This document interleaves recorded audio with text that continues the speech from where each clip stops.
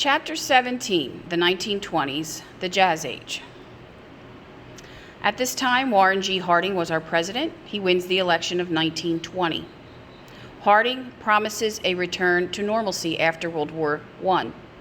However, there's a large debt and many problems. Many scandals come out. A scandal is something that is morally or legally wrong during President Harding's term in office. One problem is that his cabinet members were his friends. Another was a lot of his poker buddies were giving him advice and using their positions illegally. Then one of his cabinet members, Albert Fall, Secretary of the Interior, was secretly leasing Navy oil reserves to his friends in Wyoming and California. This is considered bribery, and bribery is illegal. Andrew Mellon was the Secretary of the Treasury at the time. He was a successful banker, and he did help Harding to fix the economy by stabilizing prices and creating some more jobs. However, he created something called supply-side economics, which is giving tax breaks to businesses.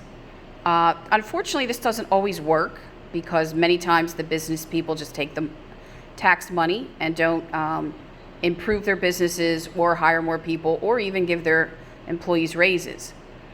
This was tried again by Ronald Reagan in the 1980s and recently tried again by our current president, Trump. We'll have to see if Trump's supply-side economics is working or not. It'll take several years to find out. Our next President Harding dies while in office. He either had a stroke or a heart attack. At that time, it's very hard to determine. And so the vice president, Calvin Coolidge, becomes the new president. And again, he figured that business was very important, as it is, so people would have jobs. But he did not believe in big government, and he did not think government should really interfere very much. After World War I, the U.S. does become a dominant economic world power. But we're attempting to promote peace and not war. The Dawes Plan is when our friends or allied nations that owed the U.S. money but were struggling would purchase American-made goods and then wouldn't have to worry about the debt as much. The U.S. had raised taxes on imported goods, which is called a tariff. Germany was suffering from hyperinflation, which is very, very high prices. And so there were a lot of problems going on in the world after World War I. The U.S. Secretary of State Frank Kellogg and the French Foreign Minister Aristide Briand created the Kellogg-Briand Plan. They thought they were going to abolish war forever. And although this is a great idea, in theory it just doesn't work. New industries and opportunities occurred at this time. Mass production of the Model T car under Henry Ford on the assembly line. Automobiles became cheaper. People could live further from where they worked. Citizens had more disposable income, meaning they could buy more consumer goods. And the airline industry emerges. Radio explodes. Consumer credit, which means paying in installments instead of having to pay for an item all at one time. Advertising on the radio and in magazines and in posters. White-collar management jobs emerge where people were getting paid more money and sort of a middle class is emerging. And welfare capitalism, where workers could buy stock in companies. Americans struggle with a lot of post-war issues. Nativism, isolationism, fear of communism. Communism means no freedom, and of course America is all about freedom.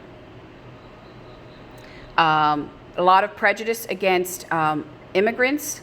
For example, Sacco and Vanzetti were Italian factory workers. They were accused of a crime they may not have committed. The judge and the jury were very prejudiced against Italian Americans and sent them to the electric chair. The Ku Klux Klan emerges, and of course the Ku Klux Klan was against mainly African Americans, but also Catholics, Jews, immigrants, and unions. They would lynch, which means to hang, African Americans, especially in the South. In 1921, we passed an Emergency Quota Act. We wanted to keep immigration at a small amount, a small level. We were afraid of cheap labor and communists and radicals. Mexicans were exempt from this. They were allowed to come to work on farms, in mines, and on our railroads. At this time, roles for women were also changing. Women began to have greater independence. They began to wear shorter dresses showing some leg. They were called flappers. Art and literature became very popular. When people have extra money, they can spend that on art. Here are some famous paintings of the time. Many writers would begin to write about just normal, ordinary day things, writing about life in the Midwest, writing about women's rights, writing about war, small town life. Movies and radio shows became popular. Silent movies came out. If you ever heard of the actor Charlie Chaplin, you could look him up online. He would be a star in these silent movies, so he would use a lot of facial expressions, a lot of big movements, so you would understand what was going on. In 1927, The Jazz Singer became the first movie with sound. Professional sports was also popular. Baseball, especially since it was America's sport, with Babe Ruth and Ty Cobbs. Boxing was very popular, as it still is popular today. Jack Dempsey and Gene Tunney were very popular boxers at the time. African American culture was beginning to emerge. After World War I, many African Americans moved north to work in factories called the Great Migration. In Harlem, New York, the Harlem Renaissance emerges. It's a time of art, music, and writing by African Americans. Writers included Claude McKay, who wrote about racism in the United States, Langston Hughes, who wrote about the African American experience, and Zora Neale Hurston, who wrote what it was like to live in rural America. Jazz style music was very popular. It was influenced by Dixieland blues, ragtime. Louis Armstrong, Duke Ellington, the Cotton Club were very popular at this time. Josephine Baker was a flapper, an actor, a dancer. She worked for the French Army during World War II and fought for civil rights in the United States. Where am I? Blues becomes popular. Bessie Smith was a good representative of blues music. Theater arts, Paul Robeson was the first African American movie star and theater actor. And in politics, many African Americans in the North voted for African Americans who would make an impact on federal laws. Oscar DePriest gets elected as the first African American from the North to our Congress.